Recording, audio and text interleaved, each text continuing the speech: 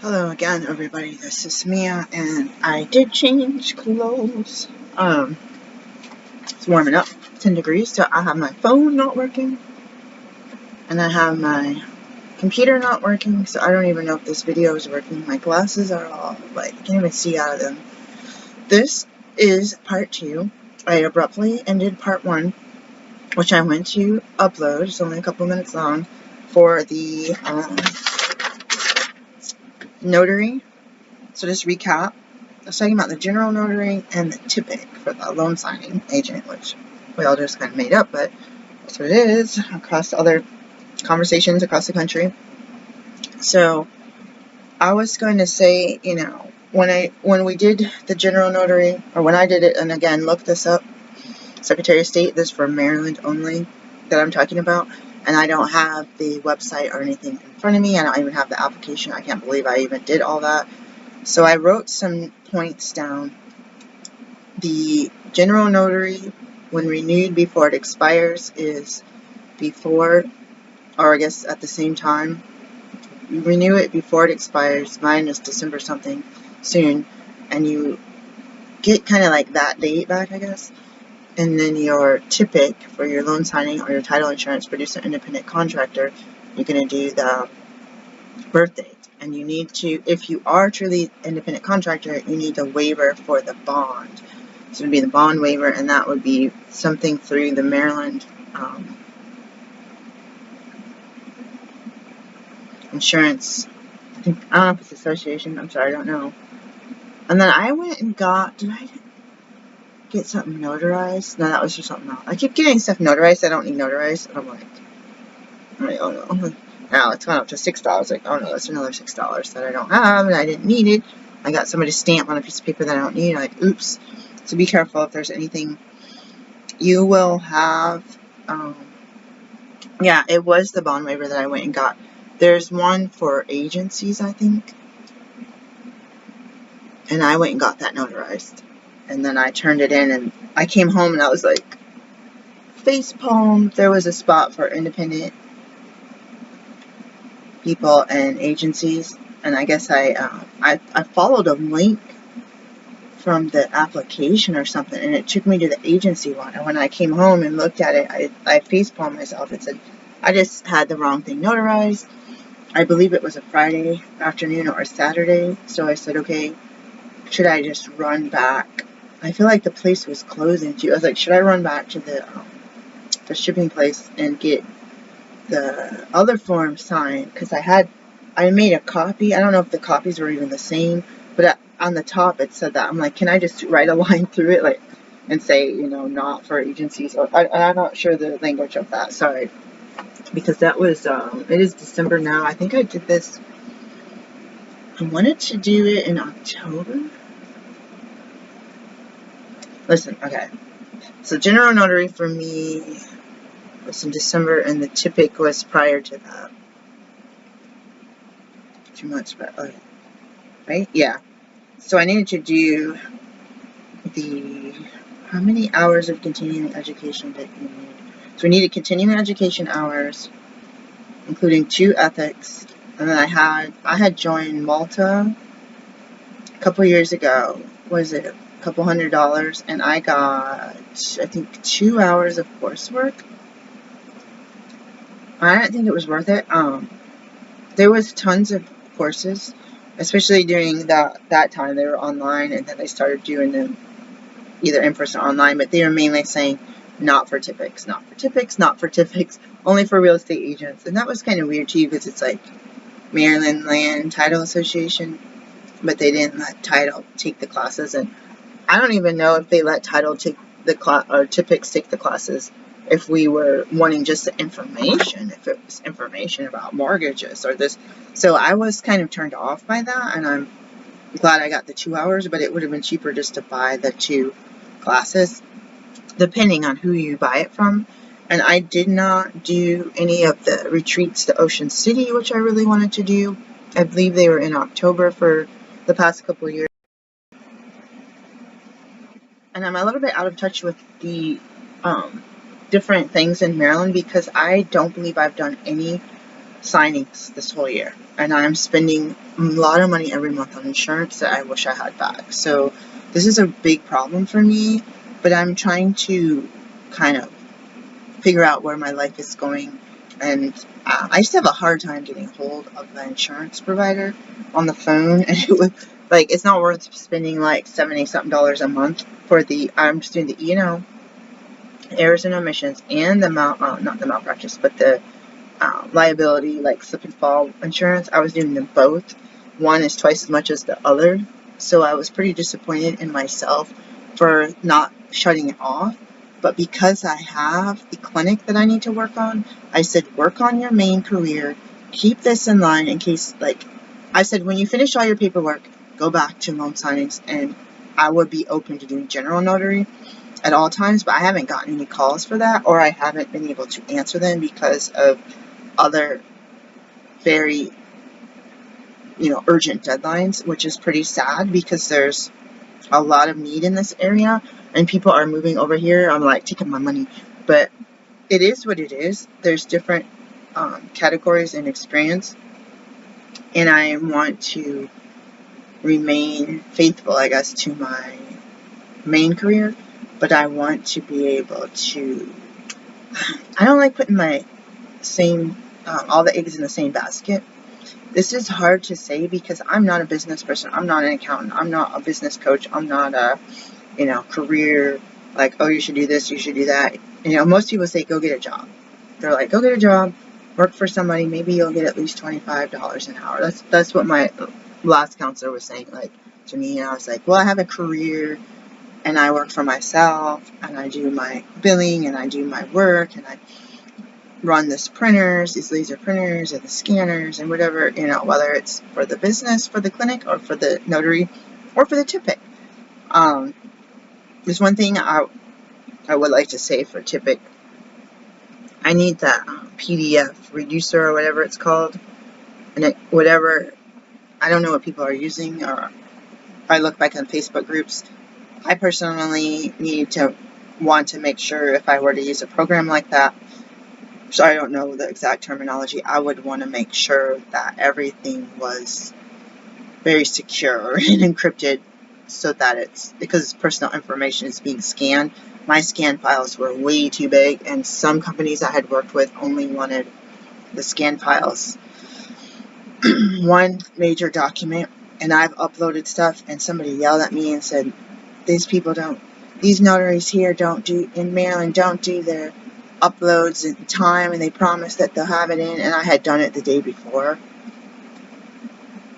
the deadline, and it was like the following day, and I was at a different job out of my county, like an hour away from home, and I got some calls and messages, and I uploaded the file, but their program did not accept such a large file, and I didn't get any notification. I think this happened a couple times.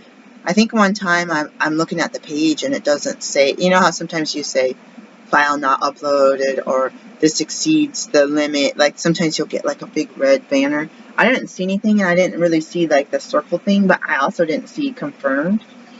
So I had to just leave it. And I had another time before I had a regular scanner, which takes up so much memory, it doesn't even fit on my computer. I had to use my external hard drive, 2 terabyte hard drive in order to do it. So that's a pain too, because I want it to be mobile in the vehicle and be able to use a laptop inverter, because I blew up the 2 different vehicles fuses trying to run this small, I think it's a Canon simple one-sided, French one-sided printer. I'm scared. But I don't know how to shrink the size.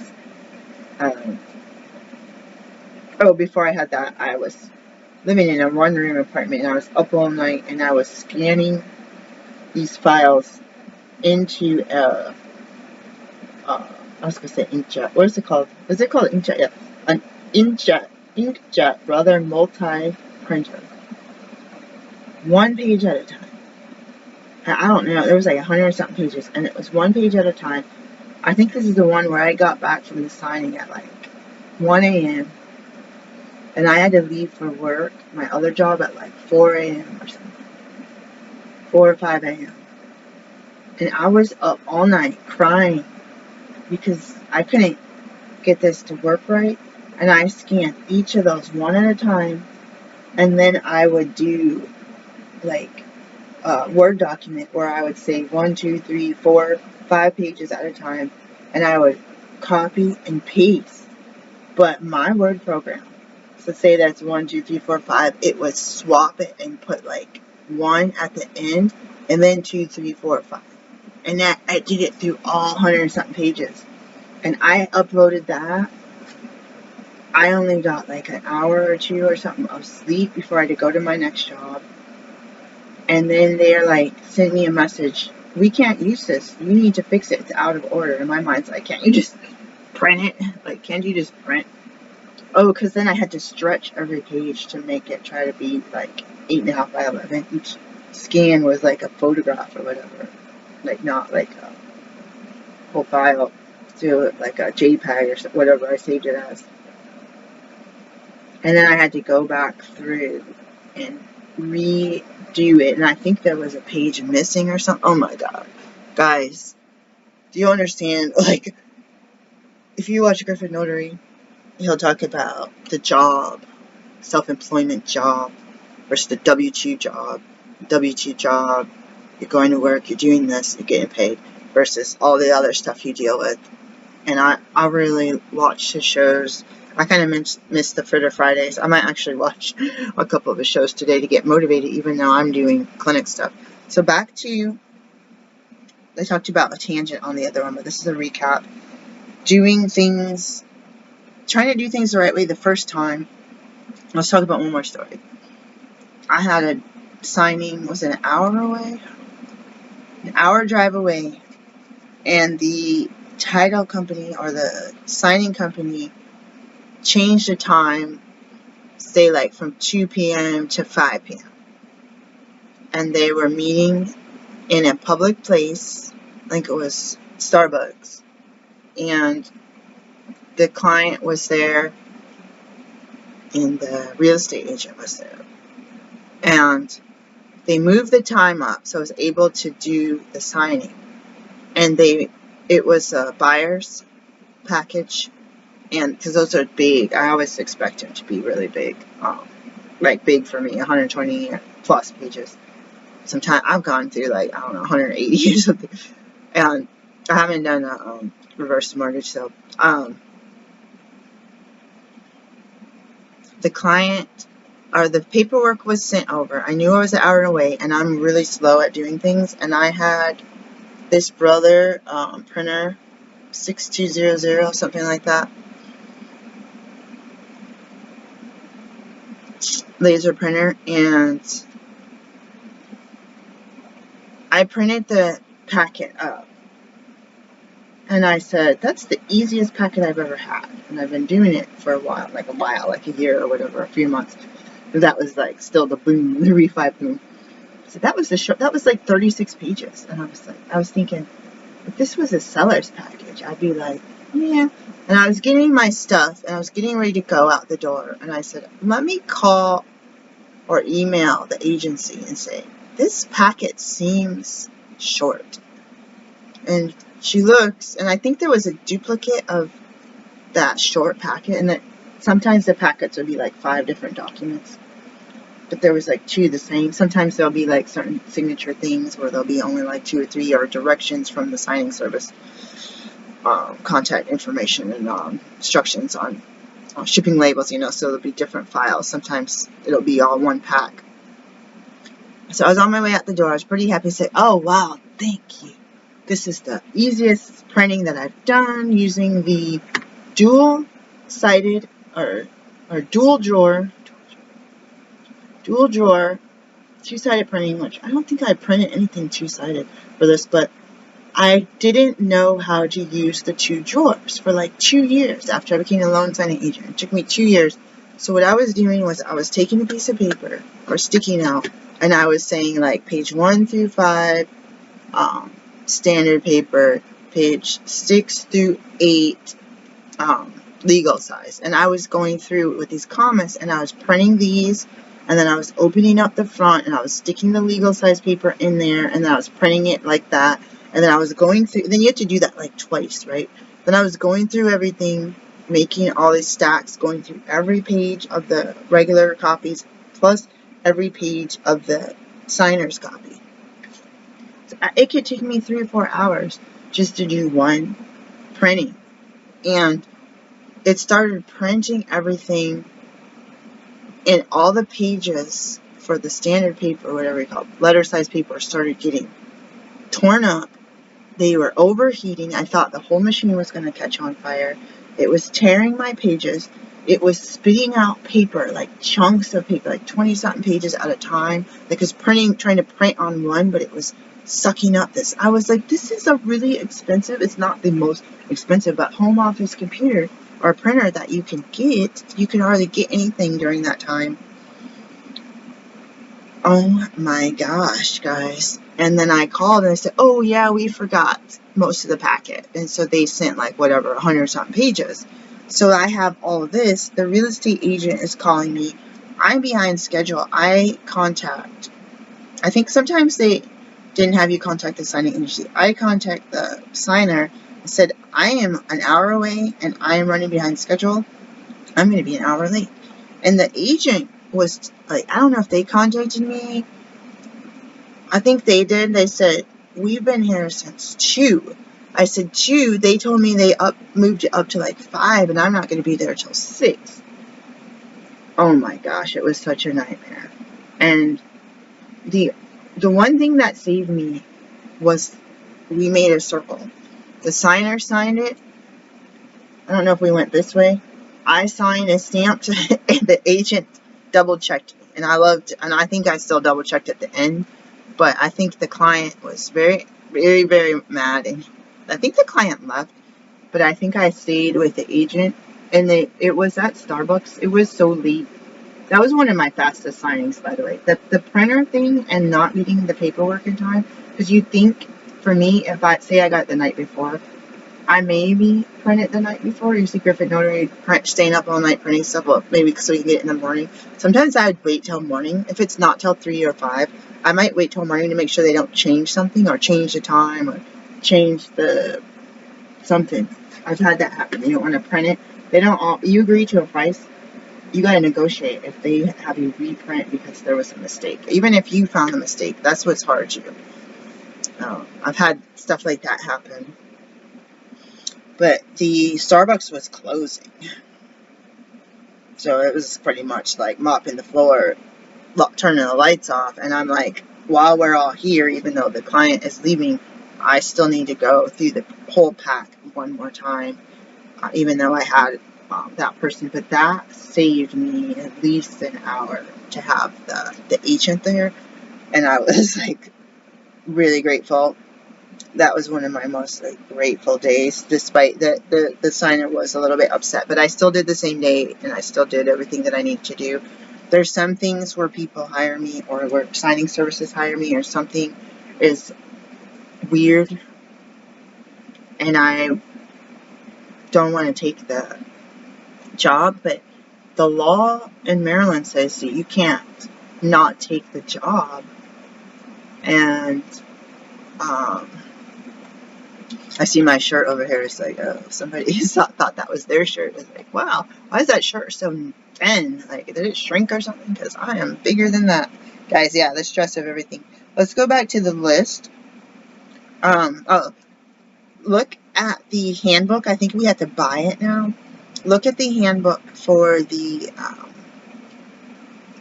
when you need to take a signing. You're not supposed to turn down signings. You're not supposed to be like racist or like say I don't want to sign that person. But for me, if there's someone that's not competent, or if they don't have ID, or if they want to say their child is going to be a witness for a transaction that potentially could be financially rewarding to the child, like this is weird, you know. And if you have a neighbor or something, I think for your witness I was reading, was it in the class that they're supposed to know the witness? Because I'm like, if the signing service, you call the client, oh, it says on your paperwork there's a witness. Do you have a witness? No, they told me that we bring a witness. Like, if I need to hire a witness, I need to pay them for their time. Because I'm in a rural area.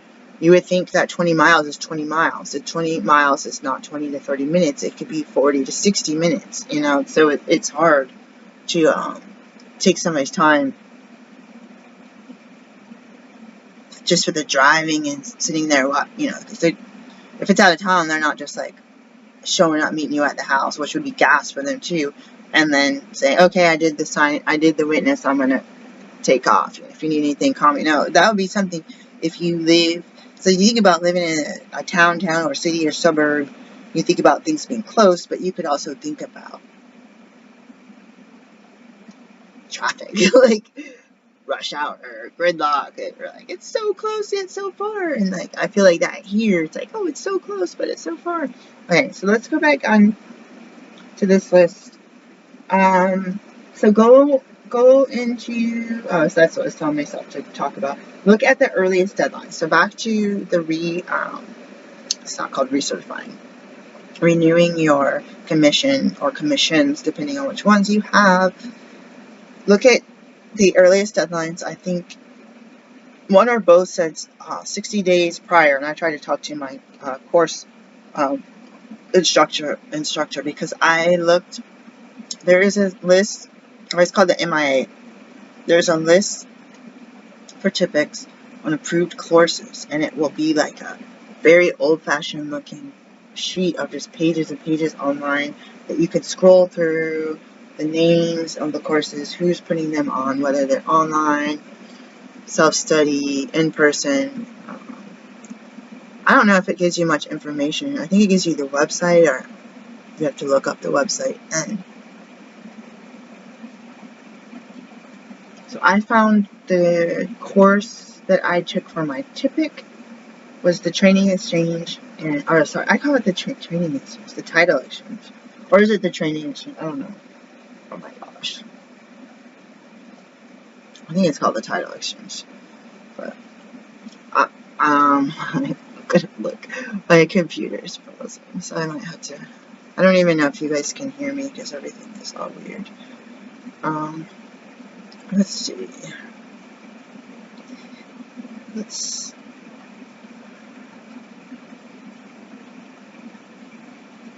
look at the training exchange and see if that's it. Was title or training?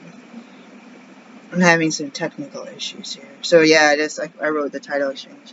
The training exchange. I took the TIPIC course self-paced and the practice, or I guess it's not a practice test. The practice test. So this is when the first time. So I got General Notary. At the time in 2019, they did not require the Notary course, and then I got the certification by doing all the application stuff, and then I got about a year or so later, either 2020 or 2021, I got the TIPIC, and I did take a self-paced course. Most things were online, and I guess because of COVID shutdowns, I'm not sure. There's always different choices, guys. And I didn't take the live video class. So I used the test for that, which just said you can take as many times as you want. I used that as a practice test to go into the whoever proctored Prometric. I think I had to go in, I think an hour away to take the test inside of a testing center, and it was pretty small. They give you they don't let you use your own earplugs and anything else. I don't know, even tissues. I don't even know what they let you take in. Like, pretty much nothing. They give you, like, a locker, I guess, to put everything in. I don't even know if you could bring your own water, or if they had to inspect it. They had to, like, I don't know if they pat you down, but you pretty much have to pull out all your pockets and do everything like that. And then I think they give you regular earplugs, one set, and then they give you optional, like, earmuff things. And then you get only a certain amount of time. I think if you get out to use the bathroom, if you have to use the bathroom or something, that they don't stop the time. I don't. I think there was like a brief pause. I don't know what happened. Because you had the regular test and the state exam. You had the 2 different tests for TIPIC. So I don't know. I remember going to the bathroom or something, and it's like you have a very limited time to do that. And I'm a pretty slow test taker. Even though I don't want to change answers, I'm a slow test taker.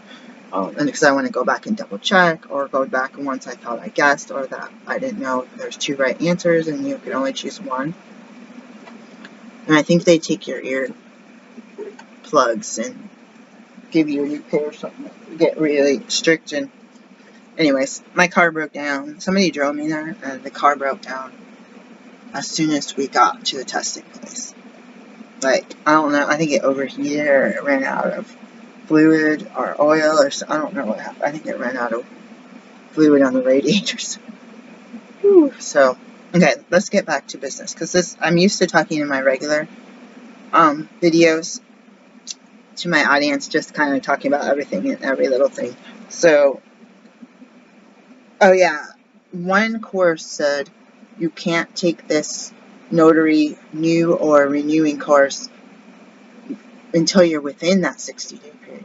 So I asked my person, are you having this class available like 70 days prior to my expiration? She goes, no, then 60 days is right. But she didn't really understand.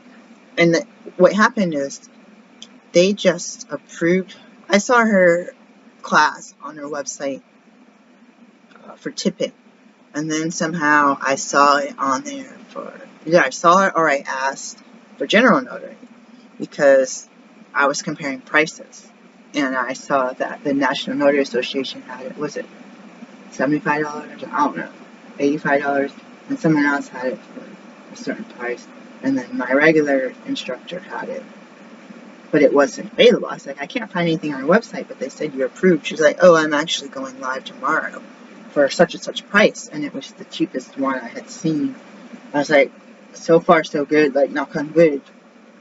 My track record with this person is okay. Even though I'm an unmotivated person, I was able to get through the material, and it can be hard because it's straight like reading, or this one end up being you have to listen to the person read, and they said they could audit you. Like, I could read it faster than I listen, so that was hard. I've had these kind of issues before, but it's like, if it's a certain amount of hour class, I guess they want to make sure you're in the class for a certain amount of time. So it's like, if you were in a class with a teacher and they were standing, I'm old, middle-aged, I should say, at a chalkboard, you get those days and hours counted, whether or not they were drawing stick figures and playing heads up, 7-up or not, you know what I mean? So I just had to take it with a grain of salt. And I did not take it at the earliest time that it was available. I just spent the money on the TIPIC, and then for any agency that you want to stay, signing and title agencies that you want to stay in compliance, you need your background check. You need a different background check than the state of Maryland does, the FBI fingerprints. I just been getting NNA, National Notary Association, background checks, and they use a different company, and then they'll send you those background checks. And then when I really stalled at renewing my membership with NNA. So they have package deals, and so I unfortunately kind of missed out on any package rates. And they give you a test. So I think it's NNA, NNA approved, where you have to pass the background check and take that test. But the test isn't necessarily a class, so the class would have been separate. But they give you the PDF or the material that you need to know in order to take the test. I can hardly remember, but I'm pretty sure I think I do that every year. And then there are some group rates for the NNA, so you want to try to get that, stay connected to any notary group or anything that has that. Save money for the classes, save money for all of your requirements. The state of Maryland has one set of things, but then you need to go to third parties to fulfill any of this, and then to be on a service list of your different agencies that are calling and emailing you and having a portal. Was it Notary, Rotary? I don't even remember. I don't remember, I'm sorry. But actually, that's part of the thing that I didn't have time to write, or I didn't feel like writing. So the state of Maryland will say, you do these requirements, but these certain national signing services and title companies and maybe banks, they want you to have the NNA, they want you to have the NNA's background check. They don't want to just trust the state to say, hey, they did all the requirements. They want you to have maybe certain classes, certain score. What was the one where you're, I actually might have got kicked out of that one, oops, where you had to check in, like, was the first day of the month, and it's like first come, first serve, but you have to pass the test within a few minutes. So this is what I need to write on here. So go through all.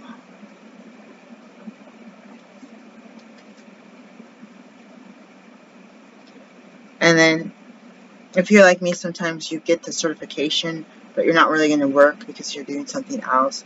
But then, or you have to do some shopping around for your insurance or E&O and your liability. So I had a lot of documents, I guess, in the fall saying your certification is getting ready to expire, or your documents are expiring, or your insurance, please upload this. So I have a ton of lists. I feel like when you're new and you say, is that my printer? You say, oh, I'm going to do this thing. Like, oh, I heard about such and such. I'm going to sign up for that. Oh, I heard about such and such. I'm going to sign up for that over the course of a year or two. But then when everything expires at the same time, it's like, oh my gosh. Now I need to go through, and did I make a document stating every single signing service or title service or bank that I've worked with? Say Navy Federal used to call before I got my TIPIC. In different places I would try to say, hey, this is what I did in 2020. I said, hey, you really need a notary. In this state, any notary cannot do anything that produces a title. Other states, I think there 2 or 3 states where you need additional certification. And some of the people that called you did not understand that, and some people said, just do it anyway. Like, no. Some notaries say, hey, it didn't produce this, this, and this, that therefore I can notarize it. I stayed on, I erred on the side of caution, and I only did general notary, which I don't even think I did any general notary when I was a general notary. I don't think I did one general notary until I was TIPIC, and then I got a few general notary jobs, like very few. And what's really weird, because people were calling, and I said, yeah, I come to you, it's going to be, I thought it was $5 max, not $5 plus mileage. I was like, oh, it's going to be a maximum of $5 for mileage, and at the time it was $4 for a notarial act plus $1, a same copy, same form being notarized and signed. So I didn't have those people call me back, and on Facebook, local Facebook groups, people would snatch it up. Like, I'd be like, I'm a notary, like, other people would be, I'm like, I'm available now. Other people like, I'll be available, I'm out of town, I'll be available in 2 days. And they would never call me, they'd call these other women, so I was like, whatever. I actually tried to collab with them, just not collab, but say, hey, I'm not a TIPIC yet. I was like, any of you guys a TIPIC? They didn't even respond yes or no. So I was like, forget it. Because I'm like, they need people here. I'll send them to you with this. I don't know their work, you know. So saving money for the classes, saving money. I read somewhere they wanted to try to raise the rate to $40, but it would be like a 4-year. I don't even know. I was like, $11 is like plenty, because like, when you go to the courthouse to do your swearing in, you got to pay the $11. So the the training exchange, if you can do self motivating lessons, this is for renewal. So there is a group that does TIPIC courses, study group. Pam, I forget which group it is, but they do have a study group. A lot of people are very grateful for that. I finished my test around the time I found this group, the main Facebook group. I didn't pay for the other group. So, my phone is not working. I got it on Wi-Fi.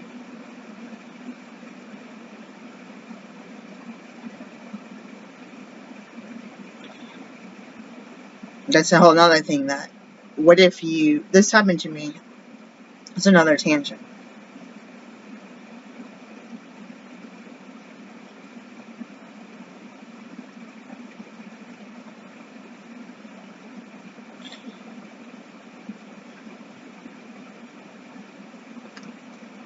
I got a,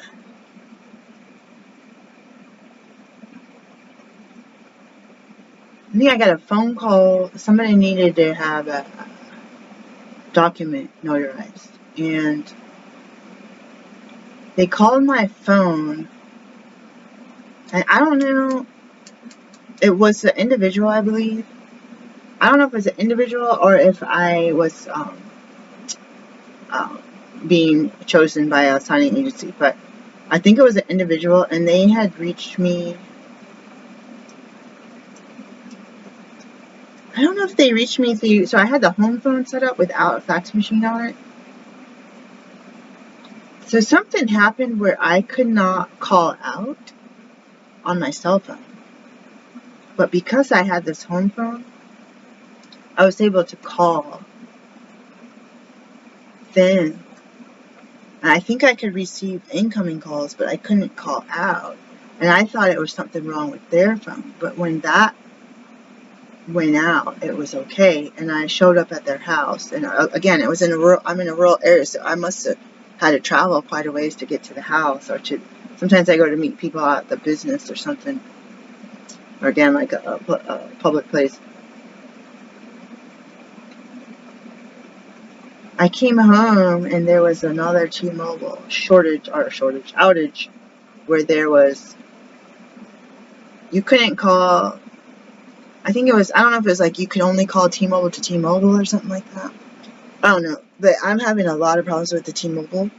I do have an iPad with the Verizon network, but it's only the Verizon Wi-Fi, not telephone. There is a phone number attached to this, but this number, I've had my partner take my cell phone on accident to work, and his phone, and I was trying to call him through the Verizon, and it didn't work, or it called and he wouldn't have recognized that number. And I was texting him saying, "You have my phone," and he never looked at it or whatever. So I could do text. I don't know if that's even, what does iPhone and iPad have on it? I don't even know. But it didn't have, like, because my friend had an iPad and she could make calls through the iPad and phone. So it doesn't let me do phone for some reason. And I've had a text app in the past, but I didn't use it enough. Everything disappeared. So the whole thing is gone. I think the records were gone. Any text messages were gone. And that if you gave that number to people and you didn't really have their numbers written down, they wouldn't be able to get a hold of you ever again on that number. So I don't even think I got much of a grace period. They probably tell you have to use this. So, and then I have a Google Voice, but it's for my other business. And I believe you can only get like one Google Voice per like phone number. Alright, what else is on my list? So I just wrote down, go through all list and update.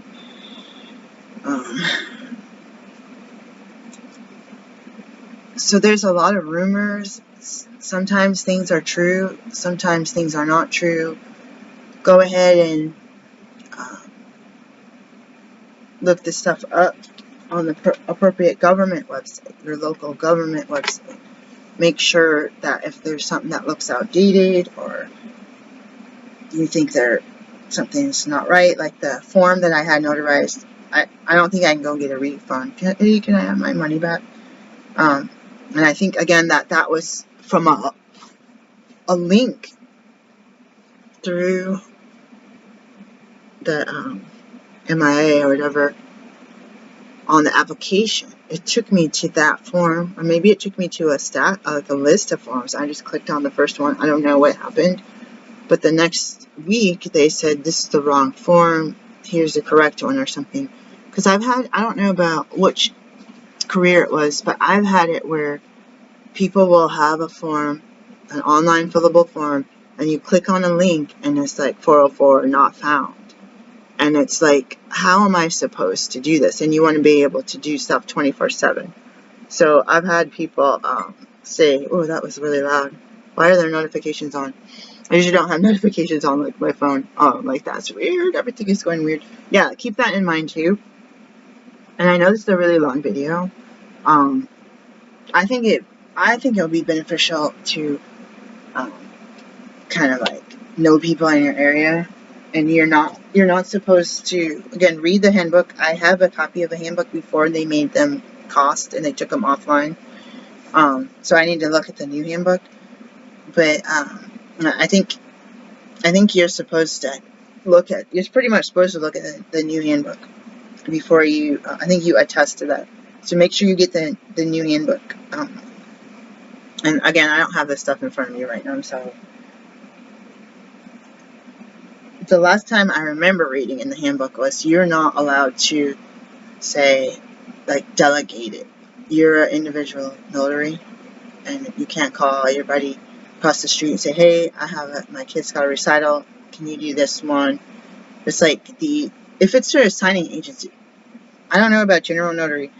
It's like, in my mind, I'm like, I don't know, call somebody else, or, you know, but like someone was trying to do a car notarization. Car title, I said, this car title place down the street, like I haven't done car title, and then it got a little bit aggressive and shady, so I wasn't turning someone down, but it got shady. At first it wasn't that shady. They're like, oh, this guy's mad, this didn't get filled out, the form for DMV didn't get, or MVA didn't get filled out, so I already had the transaction, now I need to meet up with the seller or the buyer, I don't even know, and I was like, okay, I'll do it. And I said, but I have to go to I have to go out of town in a couple hours. I have this window that I can meet you down the street, or about half a mile down the street. And, because I didn't have an office. And they didn't ever contact me until like 2 days later. Like a day later. I think that was a Saturday morning. I think they contacted me on a Sunday. And I think I was on my way to work again or something like that. It was just like, I said, hey, yeah, I'll do it, but I can only do it at this time, or I'm not going to be available. And so, and they waited, and then they started calling over and over, really early in the morning. And it started sounding shady because they're talking about a car. And some guy's mad, and I need this proof of transaction and this and this and this. And I didn't want anybody like trying to play games, potentially stolen car, you know what I mean? Like, I was starting to get worried, let's just say. And because I didn't have the documents, that's why I said, hey, at first when I didn't hear all this like drama surrounding everything, I was like, yeah, I'll do it, but there's a place right there that'll do it. But the guy's like, they're not open. But yeah, it started getting like harassing, and I just was like, no longer available. But yeah, there's a law about not being able to judge someone and not do your signing, but I think that if you think that there could be suspicious behavior, or it's just weird, I mean, yeah, I'm a woman going out to a parking lot somewhere by yourself, like, it used to be too much. But again, if they don't contact you when you said, hey, I'm available to these signs, I'm booked up every other time, and you're trying to be thinking about waiting for all these other men to show up, and you're just like, I don't know if it's safe, it's not. You take a chance to make a job, but you are still alone. And I was told by a signer that it's a job where you're carrying cash, and you need to look at your state and jurisdiction to see what you could do to protect yourself when you're out alone with cash on your person and accepting cash as part of your job.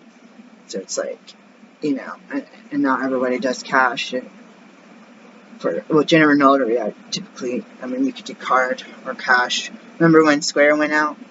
So, not giving any business advice. Look at what you've already gone through. I was scared to do my first general notary. And I've had a general notary where I hear different things from, what's that, power, hour power, or whatever it's, I'm sorry, it's not what it's called, but there's that group that goes on free at 3 o'clock, I think, Eastern time, Notary something, and they had a guy who wrote, it's the book sitting up here, he wrote, hold on, this book, I think is it this one? Bill, I have this, I hope all these books don't fall. I got the Success Handbook for Notary Signing Agents. I like it's got pages marked. It's been a long time. I'm wasting a lot of time. I got work to do. But it's not wait. I just try to share this. Look, I got a receipt. Oh, that's for something else. Okay, so Bill Soroka. I bought this book. I think he actually gave it away free recently. So Bill and a woman. I don't know. There's 2 pieces of paper in here, so I don't actually know which one is.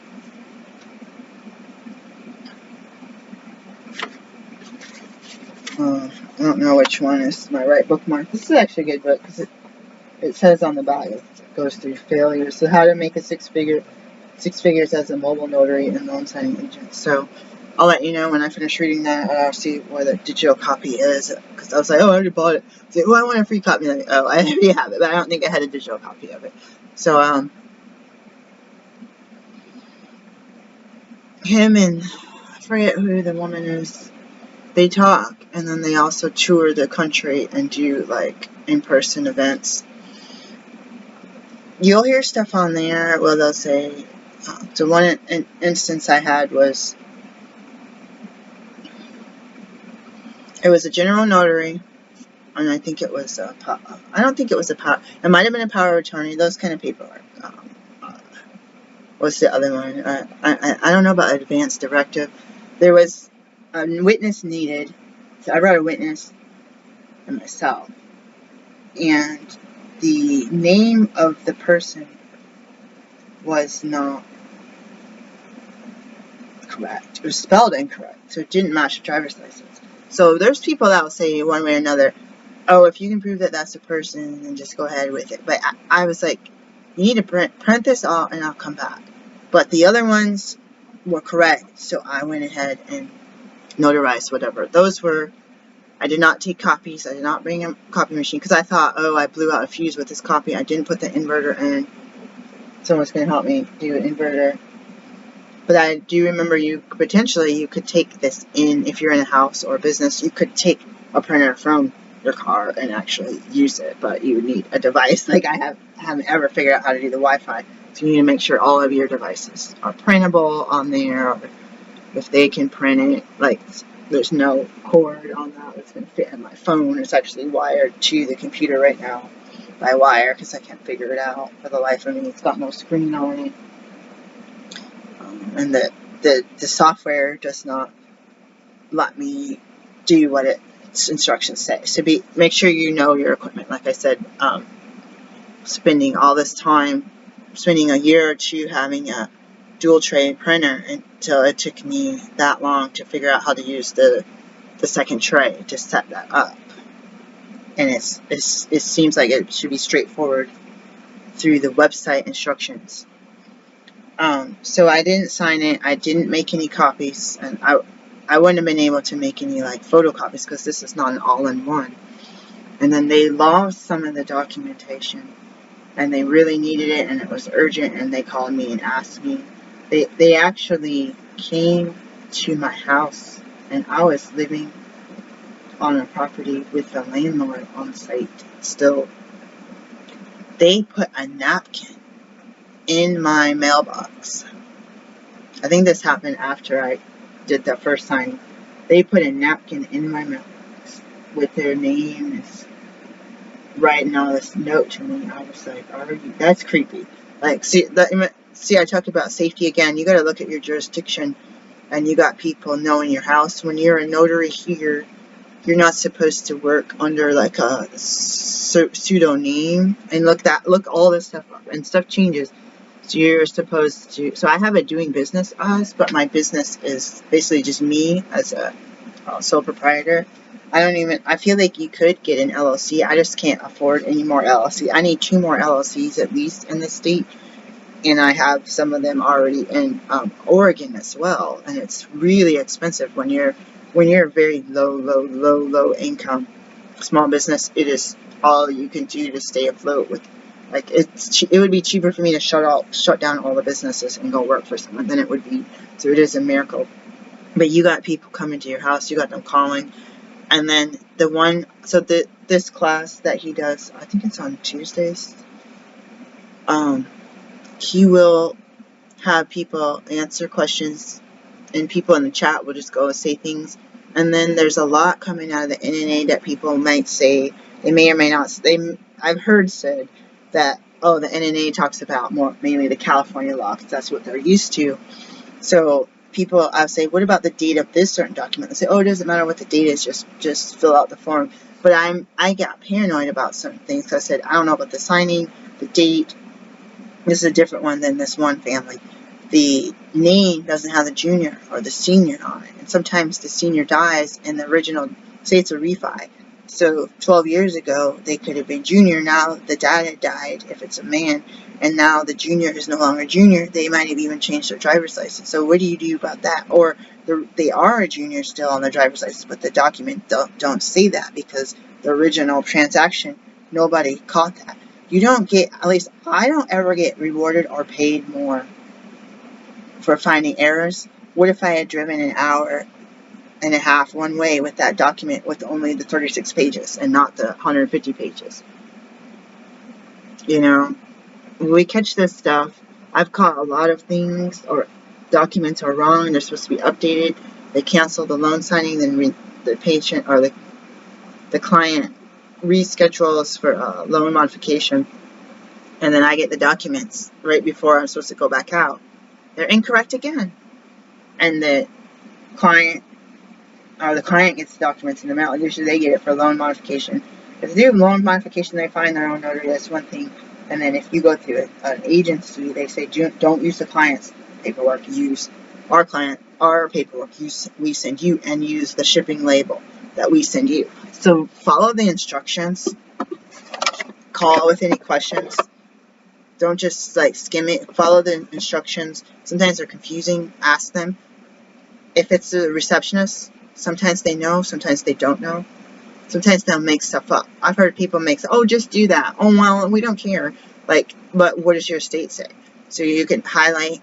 I mean, people probably don't even print the instructions. I probably have a stack of instructions, but I wanted them in front of me. And I wanted to be able to write notes during the signing with the stuff highlighted, so that if I say page 7, this and that, or your instructions say this, but the paperwork says that, and the paperwork looks like it's to title, what do you want me to do? It's 8 o'clock at night. You know, it's like there was a lot of people actually on site during 2021 or answering the phones. They would make the appointments with the clients, with the signers. After the refi boom fizzled out, the interest rate shot up. Then they're calling me like, you need to make the appointment with the client within 20 minutes of accepting this job and this and this. Like, what happened to all the we're going to offer you $150, but you know that it's over 200 pages and you requested $10 more, so we're going to give it to you because it's an hour and a half drive. Then it's like, we'll offer you $35 to print 350 pages and drive an hour and a half from your home. And we need it scanned same day before 5, even though your appointment's at 4. And you're just like, what? $35? I'm not trying to be rude, but I've got a big old metal car from 20 years ago. That's not even covering my gas, let alone the time and the paperwork and the liability, all the insurance, and the being alone in someone's house, you're taking a risk. And the fact that you're hungry, you're going to have to bring a snack because it's going to take you 5 hours, 3 hours of driving and at least 2 hours of signing. It's so crazy, guys. It's so crazy. And people are like, well, do they just get paid less because there's no refi boom? There's not all this excitement by the banks and everything. But it's like, when you go through the paperwork and you say, well, I'm going to do like Griffin Notary, I'm going to accept $35. because I want to get, like, show them that I can do my work. And then you get to the page where it shows that the client has been charged $350 for the service. And they look at you and they sign that page and they say, oh, I hope they're paying you, Will. And you're like, $35. I'm like, wow. And you're like, you can't really say anything. You can't really say anything because you're not supposed to bad talk, anyone. And then some signing agencies say, do not promote other businesses. So if you need to make business cards, you're going to need to, like, separate your other businesses, which is hard if you have, like, the same building and the same phone number that you work your other business. Or like me, you have a title, doctor in your name and stuff. So it's like you got to, like, separate your cards.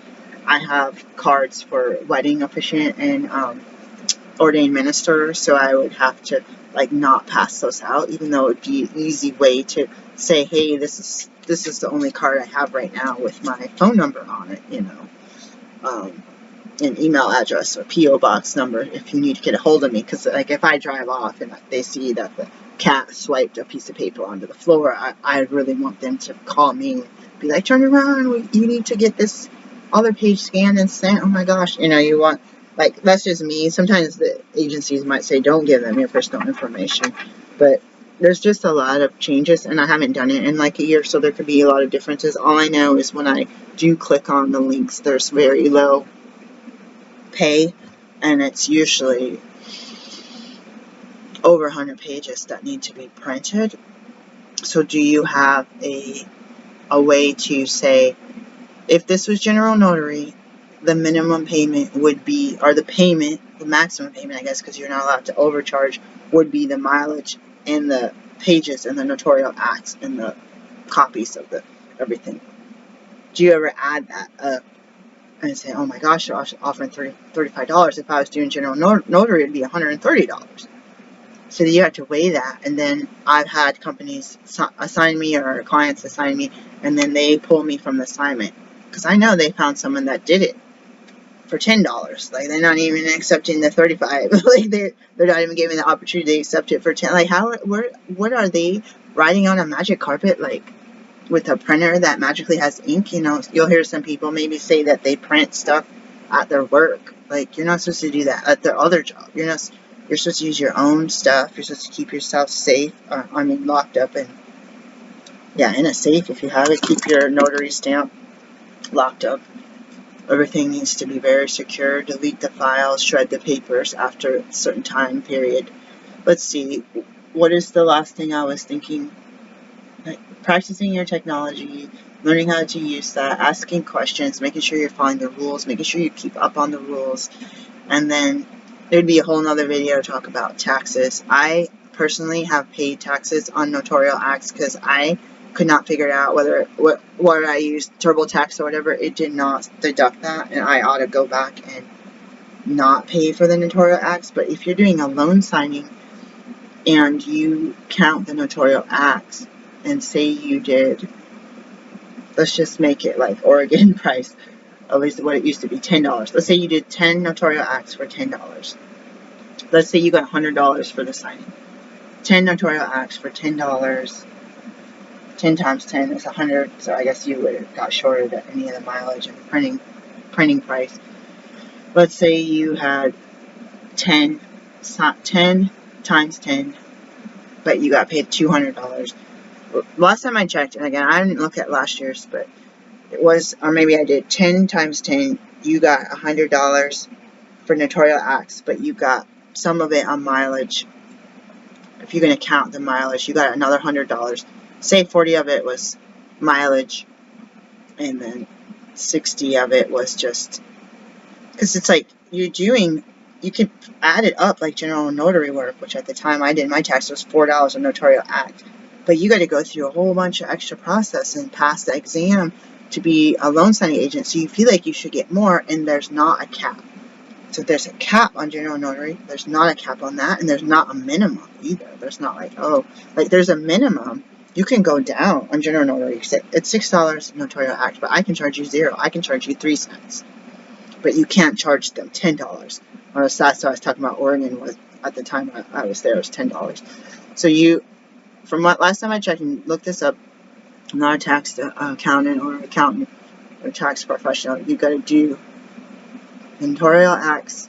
You're not supposed to get taxed on. The mileage, I guess you just take it as the mileage money. Mileage, 65 or was it 67 cents a mile or whatever it is, and then the rest, the $60, maybe the whole $100 you get taxed on, but then you're able to deduct the mileage, the amount per page. What is it with your ink? I don't know. I used to want to say 3 cents a page, but now I feel like if it's color or not color, 5 to 10 cents a page. I don't know. I mean, if you went to the library, it used to be 10 cents for black and white, 25 for color, I think. I'm not even sure. Or $1 for color, 25 cents.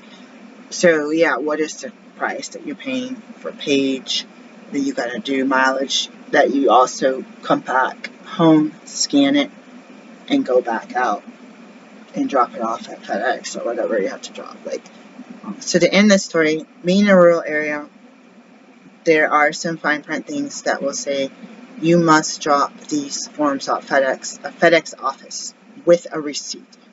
You will be liable if you drop it in a drop box. We do not want you doing that. We do not want you taking it to Walgreens. And they'll say, we do not want you taking it to Dollar General, or what is it? Yeah, Dollar General. Sometimes they'll tell you that. And I say, so before you accept the assignment, read the fine print. Sometimes they send something after you accept the assignment when you get the packet. If you have, like me, the very closest, if you were going faster than the speed limit of FedEx 1 hour in that direction for me, or I don't know if I'm putting it the right way, in 1 hour in this direction, I'm not going to come home, go drive an hour to the client's house, drive an hour home, go to the scanner, get that scanner, seal it up, and then drive to Annapolis for over an hour, stand in line there, come back, pay the $6 toll bridge to come back home. That's another 3 hours of driving after you just spent all day. So you have to ask them. Again, I'm not telling you what to do, but you look for your own situation. Hey, and my friend used to say, get stuff in writing. Email, hey, I live in a rural area. There's absolutely no FedEx. There is a shipping place. That's who I usually use. They close at this time. Do you still want me to do the assignment? Or I won't be back. If you want me to ship it today, I might miss the pickup time. By the time I get back, driving an hour and a half or an hour or 45 minutes, and then coming back and scanning, and then going out to this one bank on this one street called Idlewild, where you drop it into the box. And it has the times on there. There's also a place I used to work near that had a business park that I could take it. I said, what do you want me to do? Do I still qualify? Because I cannot get a receipt. I won't take it to Dollar General or Walgreens, but I can take it to a shipping place. I've taken it to Walgreens before. Or I could take it to this other place. And when you look on your GPS, if you're going out of a place you're not familiar, and you say FedEx or UPS or this, and it'll say drop station here, be very careful. Because I've had it say drop station here, and I say, yes, I'm just going to get this right in there. You know, they have a place, and you'll drive around the block 3 times, and there's no box, there's no FedEx, there's no anything.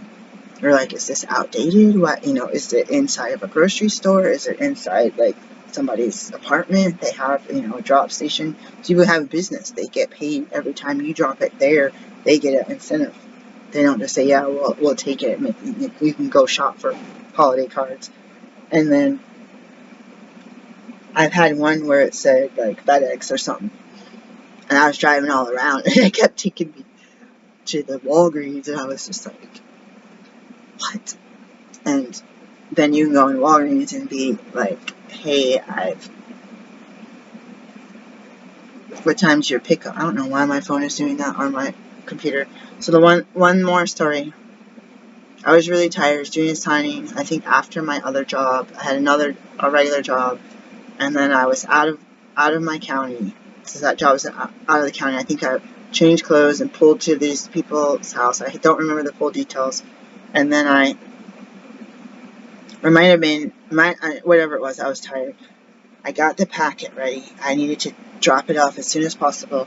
And I take it in to Walgreens, and I think they do FedEx and not UPS. And I had everything sealed, and he kept scanning it, and it kept doing an error code. It kept doing an error code. It kept doing an error code. And then we finally look at the envelope that I taped up, because I used to carry all this tape and all the scissors and stuff because I didn't have the peel-off stickers. And it was like to UPS. Oh my God. I said, could you imagine? I said, thank you so much. Oh, I'm so sorry. And I had to like bring it back to my town because I didn't, know where the UPS was. I had to try to plan that in advance. You get the label before you get to their house. And I used to print them twice in case I, messed something up with the envelope or something. And sometimes I would give the, you want this label, like, you want the tracking, at least write the tracking down, or I'd bring it home. I mean, that's kind of a waste of paper, but I'd bring it home, at least I could track it, make sure, like, hey, it's been accepted, in case they said, hey, it didn't arrive in time. Hey, I did my end of the job, I got a receipt or whatever. Because Walgreens, sometimes they'll give you a text when you drop stuff off, if you sign up for the text stuff. So that's your receipt, basically. If you don't sign up for the text, that's kind of like you're taking a chance. I would take pictures, too, outside. I think they tell you this, too. Take a picture outside the box and make sure you don't put your phone in the box or outside the Walgreens. Or take a picture with the, or the shipping place with the tracking number and their title company or signing company. Click, click, and it will have the GPS turned on, the time, date turned on. So I said, oh my God, that was the wrong place. And I was so glad that I went in person. Because if I had dropped it into a box, especially if it was a weekend in a rural, like there's literally like cornfields around you, who knows when stuff would get picked up. Like, if it's in the city, maybe it gets picked up 7 days a week. If it's in the country, it might not get picked up on Saturday, Sunday. And some of this stuff needs to arrive Monday morning, not on Tuesday morning. Next day air and all this stuff. So it's really hectic. There's Griffin Notary and other notaries talking about doing direct and working for yourself and working as an employee of title companies. I don't know about banks, but real estate agents, I don't even know anymore. But you feel like sometimes you could do the work in the office in the back when you get called in. People are making the 6 figures, like this book says, this author says, and they were able to come and go. Oh, we have someone here that's going to need something such as tomorrow. I think there was a married couple that were coming and going, and somebody was working at a bank for $14 an hour, $14.75. I don't know if it was him. It might have been. I don't remember who said that. And they're like, these people come and go. They got a new car. They're happy. They're peaceful. They live close by. They're not sitting here all day. And then he realized, oh, they're getting this money by coming in, being notarized. So the person decided to do that. And I have not made a living off any of my self-employment, so I will tell you that right now. Again, I'm not an expert and I'm not giving advice, but there are books and there are programs, Facebook, but ultimately, what does your state say you can and cannot do? And then when you're working under title and under signing service, you're supposed to also make sure that they're bonded and insured, but because your insurance is not a bond if something were to go cuckoo. And so we're supposed to do our due diligence with all that. You hope nothing goes wrong, but this is hundreds of thousands to millions of dollars of liability that's on the line for people if it's real estate. I haven't done commercial real estate. I wanted to do that too, but I'm going to go back to my clinic right now, y'all. That was supposed to be a shorter video. I hope that I can get this up to you and title it. My computer's not working right now, and I hope the sound and everything is working. If not, I'll just recap because I did take notes this time. But that book, I'm going to show you. And this book, it doesn't look like I really read it. If you read a book like this or you listen to a panel, make sure what they say matches up with what your state says or with whatever real estate laws or signing laws, or witness law, all of that stuff. make sure what your license, there's one of my notary stampers, that jurisdiction, you're following their rules, and then you go through the other rules, and then you just make sure. I think one of the other hard things is when they have the. I made a mistake. I crossed out some pages, the county of such and such, because I was in a different county. But then I found out if that company was, like a title company or something, was in Maryland, that date, that county was accurate, because that's where they were, even though we were somewhere else when they actually ask you to fill in. So you're not supposed to cross stuff off. That's another thing. You make a list, and just because someone answers the phone and says, oh, go ahead and do that, make sure you're allowed, because that's kind of weird, and it could mess something up. They could go and look at it 7 years from now or 7 months from now and say, hey, this is not valid because they crossed out this date, and you don't want. So there's, okay, one more thing. What you learn in the class, at least what I learned, even with extra supplemental classes I paid for, it doesn't necessarily tell you how to do the signings. So these other notaries, I've never been to them. They would say this is how you actually do a signing, and they'll do mock signings with paperwork. If you get like I got the other book from the NNA that has a bunch of documents, but it doesn't tell you how to do it.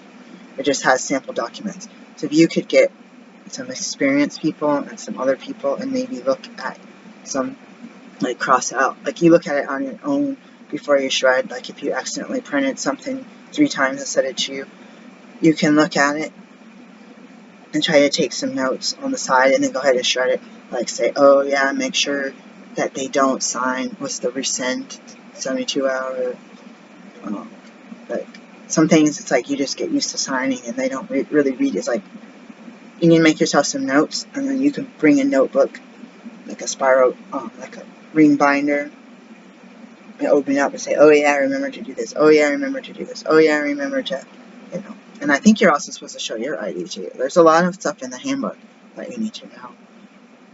Ooh, this was exhausting. Back to work. Good luck, guys. And remember, if you do call the NNA and you ask them a question, make sure that it matches up with your jurisdiction and with what your company that you're working under is doing, or even if you're doing general working for yourself, because they do have lists online, say what state are you in, or district, or blah blah blah blah. But just be doubly sure, because unfortunately it feels like it's on us. If the documents are wrong, if the dates, if they send paperwork that's wrong, something gets missed, or, I feel like, oof, we're supposed to verify their identity and watch them live signing. But I feel like it's so much more, and the more practice and learning and, rule following you can do, it's mandatory, pretty much. Mandatory. Have a good day.